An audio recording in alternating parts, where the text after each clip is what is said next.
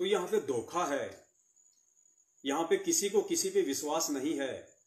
इस देश के राजा को अपनी ही प्रजा पे विश्वास नहीं था और उसने धोखे से एक दिन के लॉकडाउन के नाम पे लोगों को संडे के दिन घरों में कैद किया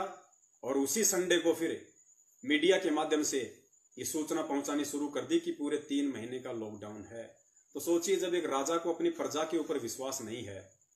और एक राजा अपनी प्रजा के साथ में जब ऐसा कर सकता है, एक जीव, एक प्राणी, एक मनुष्य, तो सोचिए पुण्यात्माओं, उस विनाश के समय में, उस संकट के समय में जो शैतान है,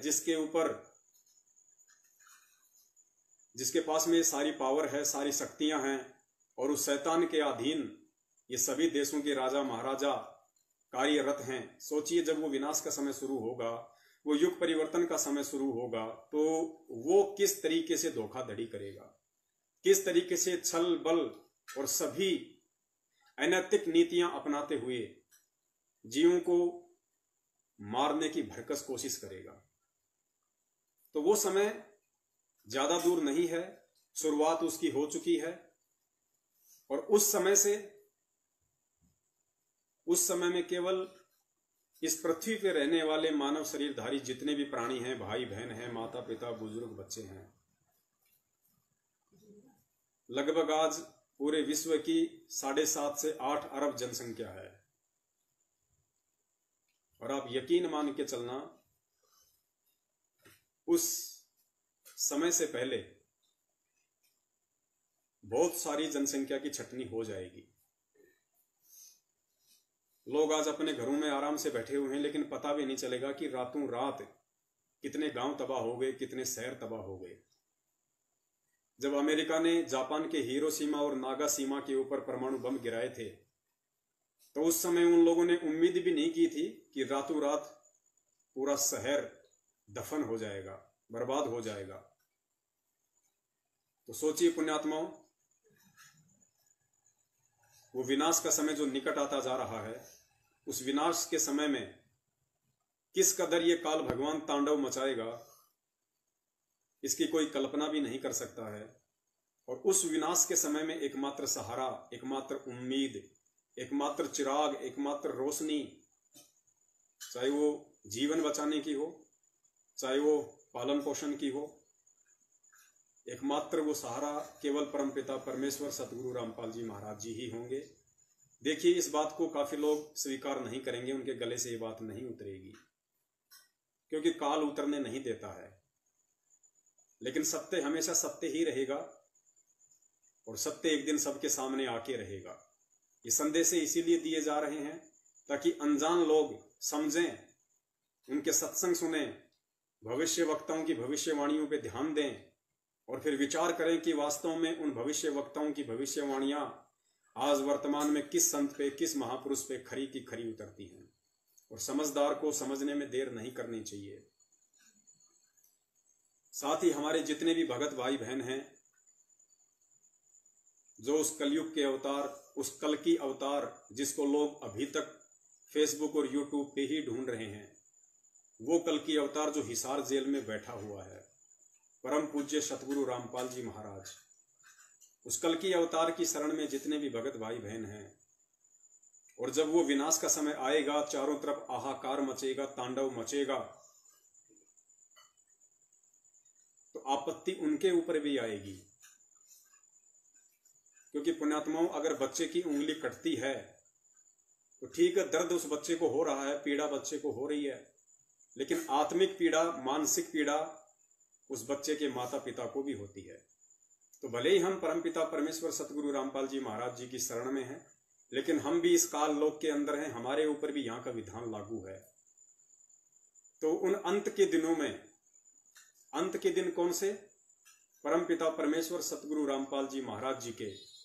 हिसार जेल से आने से पहले जो तांडव मचेगा, यहाँ पे जो हाहाकार मचेगा, जो विश्व युद्ध होगा, जो महामारियां फैलेंगी, उस अंत के दिन से पहले आप और हम सभी भगत भाई बहनों ने कितना सजग होके चलना है, हमने कितना मर्यादित होके चलना है, हमने उस परमेश्वर के पूज्य गुरुदेव जी के एक एक वचन की तन मन धन से किस कदर पालना करनी होगी, तब जाके वो परमात्मा हमारी रक्षा कर पाएगा। अन्यथा आज आप देख रहे हैं हमारे भगत भाई बहनों की भी रक्षा नहीं हो रही है, जो परमेश्वर के वचन पे नहीं चले, जो काल प्रेरित लोगों के संपर्क में थे, काल प्रेरित लोगों के कहने पे अपने आध्यात्मिक जीवन में चलते रहे, जिन्होंने गुरुदेव के सत्संगों को आधार नहीं बनाया, गुरुदेव के वचनों को आधार नहीं बनाया, रोज नित्य नियम करते हैं लेकिन नित्य नियम की एक भी वाणी पे गौर नहीं करते, अमल नहीं करते, उन वाणियों पे चलने की कोशिश नहीं करते, उन वाणियों को अपने जीवन में नहीं उतारते, तब तक वो परमेश्वर इस पृथ्वी पे मौजूद होते हुए भी, समर्थ होते हुए भी, और भले ही हम उनकी शरण में हैं नाम दीक्षा लेके, उसके बावजूद भी वो उन आत्माओं की रक्षा नहीं करेगा। तो पुण्यात्माओं, इस पूरे विश्व की 7.5 या 8 अरब की जनसंख्या में से आप परम सौभाग्यशाली हैं कि आपके गुरु स्वयं कल की भगवान हैं, कलयुग के अवतार हैं, सतगुरु रामपाल जी महाराज जी हैं, जो स्वयं कबीर साहिब जी के रूप में इस पृथ्वी पे प्रकट हैं, विद्यमान हैं, मौजूद हैं। लेकिन उसके बावजूद भी हमने कितनी सावधानियों की जरूरत है। आज का हमारा लाइव संघ का समाधान उसी विषय को लेकर है। पुण्यात्माओं, नाम दीक्षा के समय हमें परमात्मा 11 नियम देते हैं, लेकिन वो 11 नियम भक्ति के फाइनल नियम नहीं है, वो हमारी शुरुआत है। जब बच्चा स्कूल में जाता है तो एकदम से उसके ऊपर 50 पुस्तकों का बोझ नहीं लाद दिया जाता, उसको धीरे धीरे धीरे धीरे उसको आगे की पढ़ाई के लिए तैयार किया जाता है, उसको प्राथमिक शिक्षा दी जाती है, और जब वो धीरे धीरे उसका मानसिक स्तर बढ़ने लगता है तो फिर पुस्तकों का बोझ भी उसके ऊपर धीरे धीरे डाला जाता है आगे की कक्षाओं के माध्यम से। ठीक इसी प्रकार जब हम पूज्य गुरुदेव जी से प्रथम बार नाम दीक्षा लेते हैं, प्रथम नाम लेते हैं, हमें केवल 7 मंत्र दिए जाते हैं ताकि हम आगे भक्ति मार्ग को समझने के लायक बने, हम दूसरे मंत्र के लायक बने। वो 4 महीने का जो पीरियड होता है, वो पीरियड केवल इसी चीज के लिए होता है कि इन 4 महीनों में हम जो भी गलतियां करें, वो गलतियां कर करा के परमात्मा से क्षमायाचना मांग के, और हम दोबारा से पूरी दृढ़ता के साथ भक्ति मार्ग पे लगें। और जब वो परमात्मा 4-5 महीने में ये देख लेता है कि ये भगत बार बार आश्रम में भी आ रहा है, भक्ति में भी इसकी रुचि है, और भगत वाले आचरण भी ये अपनाते जा रहा है, उसके बाद वो परमात्मा उसकी दृढ़ता को देखते हुए फिर उसको सतनाम के योग्य समझता है। फिर उसको दूसरा मंत्र सतनाम दिया जाता है, और सतनाम के साथ में फिर 34 या 35 नियम दिए जाते हैं। जो 11 नियम होते हैं उनके अलावा फिर 34 नियम और दिए जाते हैं, क्योंकि हम परिपक्व हो चुके होते हैं, हम उन चीजों को समझने के लायक हो चुके होते हैं सत्संग सुन सुन के, कि गुरुदेव क्यों हमें इन छोटी छोटी जो सांसारिक रीति रिवाजों की जो बातें होती हैं उनसे हमें दूर हटाना चाहते हैं, क्यों वो परमात्मा हमें टीवी सीरियल फिल्में, दुनिया भर के जो एल्बम हैं जिनमें फूहड़ता है, अश्लील है, ये जो क्रिकेट मैच हैं, फुटबॉल मैच हैं, अन्य प्रकार के गेम्स हैं, या मोबाइल पे गेम हैं, क्यों वो परमात्मा हमें मना करते हैं इन सब चीजों को देखने के लिए। ये बातें हमें सत्संगों से समझ में आती है कि हम भगत बन चुके हैं, हम साधु बन चुके हैं, और परमेश्वर कहते हैं साधु सोई जो सीधा चाल है। भगत वही होता है जो बिल्कुल साधारण तरीके से लोक लाज मान मर्यादा अहंकार दिखावा इन सब से दूर होके और साधारण तरीके से अपने आत्म कल्याण के मार्ग पे आगे बढ़े, कि भाई पूरा जीवन हो गया मुझे कुकर्म करते हुए, पता नहीं कितने युग बीत गए मुझे मानव जन्म प्राप्त करते हुए, कितने जन्मों में मैं राजा रह चुका हूं, बहुत बड़ा अधिकारी रह चुका हूं, और मैंने कितने कर्म कुकर्म किए, और जब उस समय उन युगों में इतनी बार राजा रह के भी मेरी इच्छाओं का अंत नहीं हुआ, मेरे मन की संतुष्टि नहीं हुई, तो अब इस कलयुग में जो 100 साल की उम्र इंसान की मानी गई है, लेकिन 70-80 साल में इंसान शरीर छोड़ने लायक हो जाता है, वर्तमान के खान पान रहन सहन को देखते हुए,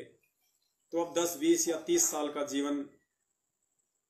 उस भगत को ये सब बातों को विचार करके, ज्ञान को आधार बना के, अपने आप को मिट्टी समझ के, इस शरीर को मिट्टी समझ के कि ये तो है ही मिट्टी और अंत में होनी भी मिट्टी है, और जीते जी भी जब बुढ़ापा शुरू हो जाता है तो ये शरीर मिट्टी ही हो जाता है। इसमें प्राण रहते सहते भी ये बिल्कुल निष्क्रिय हो जाता है, ये मिट्टी ही हो जाता है। तो इतना सोच समझ के, इतना विचार करके अपने गुरुदेव के वचनों पे, सत्संगों पे जब हम चलेंगे तो हम एक भगत की श्रेणी में आएंगे, और उसके बाद फिर परमात्मा हमें जब आगे का ज्ञान देंगे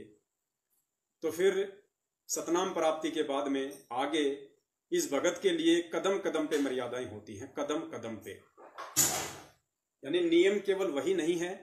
जो हमें प्रथम नाम दीक्षा के समय दे दिए गए या हमें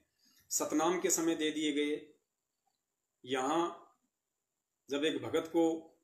भक्ति मार्ग पे चलते हुए उसको पता चलेगा कि जब तक मैं जीवित हूं तब तक मेरे लिए कदम कदम पे नियम है, मुझे एक एक कदम इस भक्ति मार्ग पे अपने जीवन रूपी सफर में फूंक फूंक के रखना पड़ेगा, अन्यथा कब वो काल भगवान कहां पे अपना दाव खेल जाएगा पता भी नहीं चलेगा। तो पुण्यात्माओं, हर स्थिति में हमने उस परमपिता परमेश्वर का कृपा पात्र बने रहना है, और यदि हम उसके कृपा पात्र नहीं बन सके तो जाहिर सी बात है, चाहे आप कितने भी बड़े भगत हों, चाहे आपके पास में कोई भी मंत्र दीक्षा हो, आप आने वाले विनाश के समय से अपने आप को बचा नहीं सकते, क्योंकि परमात्मा निर्मोही है, परमात्मा निष्पक्षी है, परमात्मा कोई भेदभाव नहीं करता है, परमात्मा समदृष्टि है। उस परमेश्वर का विधान है, गीता जी का संविधान है, जैसे कर्म जीव करेगा वैसे ही भोग अपने भोगेगा। तो हम अपने आप को बचा के रख सकें, इसके लिए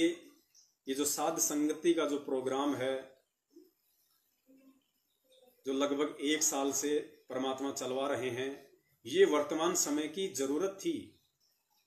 ये बेहद जरूरी था गुरुदेव की अनुपस्थिति में, और ये पूर्व निर्धारित था। इसमें आप और हमारा कोई श्रेय, कोई सहयोग नहीं है, ये सब कुछ पहले से निर्धारित होता है। ये साध संगति चलती ही चलती है, और पुण्यात्माओं, ये साध संगति ही है वर्तमान में जो हमें उन अंत के दिनों तक और गुरु जी के हिसार जेल से बाहर आने तक और उस युग परिवर्तन के महाविनाश से बचा के रखेगी। क्योंकि भक्ति करते करते यदि हमारे अंदर अपने गुरु पे विश्वास नहीं होगा, अपने गुरु के ऊपर, अपने गुरु के वचनों के ऊपर जब तक हमें वो दृढ़ता नहीं होगी, हमारे अंदर वो ठहराव नहीं होगा, हमें इतना विश्वास नहीं होगा, हमारे अंदर वो आत्म बल और आत्म शक्ति यदि नहीं होगी, तो पुण्यात्माओं, हम इस भक्ति मार्ग पे टिक नहीं पाएंगे। और जब वो विनाश का दौर शुरू होगा तो उस विनाश के दौर को देखते हुए, उस मची हुई हाहाकार को देखते हुए हम लोग डगमग हो जाएंगे, हम अपनी मर्यादाओं को तोड़ डालेंगे और हम काल की सूक्ष्म चालों में फंस जाएंगे, हम काल की अधीनता को स्वीकार कर लेंगे, क्योंकि आपको बहुत बड़े बड़े प्रलोभन दिए जाएंगे। आपको वो काल इस परमेश्वर की शरण और मर्यादा से तोड़ने के लिए तरह तरह के लोभ देगा, प्रलोभन देगा। लेकिन जो दृढ़ आत्मा होगी, जो दृढ़ भगत होगा, वो सौपन में भी अपने पूज्य गुरुदेव के अलावा, चाहे वो जीवन प्राप्ति की भीख हो, चाहे वो रोजी रोटी की भीख हो, किसी अन्य से नहीं मांगेगा। तो इतनी दृढ़ता केवल उस परमपिता परमेश्वर के एक एक वचन की पालना करने से ही हमारे अंदर आ पाएगी। और पुण्यात्माओं, जाहिर सी बात है, मटकों को यदि पानी से भरना है और मटके में यदि नीचे कोई हल्का सा भी छेद हो रहा है और ऊपर से यदि हम उसमें पानी डालते जा रहे हैं तो पानी नहीं रुकेगा। आप पानी डालते रहिए, वो नीचे से निकलता रहेगा। उसमें आपकी प्यास बुझाने के लिए जल शेष नहीं रहेगा। तो ठीक इसी प्रकार परमेश्वर की मर्यादाओं को तोड़ना, गुरु के वचन को तोड़ना। कौन से गुरु के वचन? वो सभी वचन जो हमें नाम दीक्षा के समय मर्यादा रूप में बताए जाते हैं और फिर उसके बाद में सत्संगों के रूप में हमें गुरुदेव अनेक प्रकार की मर्यादा बताता है, अनेक प्रकार के हमें आदेश देता है। हमें उन प्रत्येक वचन की पालना करनी पड़ेगी, तभी हम उस परमात्मा के विश्वास पात्र बन के रह सकते हैं, हम उनके कृपा पात्र बन के रह सकते हैं। अन्यथा पुण्यात्माओं, उम्मीद भी मत करना कि आने वाले 2 से 3 वर्षों में हम जीवित रह पाएंगे। उम्मीद भी मत करना, क्योंकि आने वाले समय में वही आत्मा बचेगी जो परमेश्वर के प्रत्येक वचन की पालना करेगी। और कुछ ऐसे ही वचन हैं उस परमपिता परमेश्वर के, जो वर्तमान में आप सभी के सामने रखना, आप जी को उन वचनों से परिचित करवाना, आपको अवगत करवाना, आपका ध्यान आकर्षित करना कि कुछ ऐसे वचन हैं गुरुदेव के सत्संग रूपी, कुछ ऐसे आदेश हैं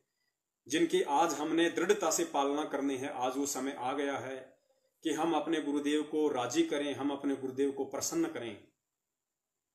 अपने गुरुदेव के प्रत्येक वचन पे चलते हुए, क्योंकि गुरुदेव अंतर्यामी है। गुरुदेव चाहे जेल में बैठे हों, चाहे सतलोक में बैठे हों, गुरुदेव को बताने की जरूरत नहीं है। गुरुदेव घट घट का वासी है, गुरुदेव सभी के साथ में है, वो शब्द रूप में है। जो शब्द पे चलेगा मर्यादा के साथ, उसके साथ परमात्मा शब्द रूप में है। वो जब चाहे अपनी आत्मा के लिए प्रकट हो जाएगा उस शब्द रूप से। तो आने वाले समय में पुण्यात्माओं, उस परमेश्वर के इतने विश्वास पात्र और कृपा पात्र बने रहने के लिए आज हमने किन किन बातों का और विशेष ध्यान रखना है, आज के इस लाइव साध संगति प्रोग्राम में हम उसी पे डिस्कस करने जा रहे हैं।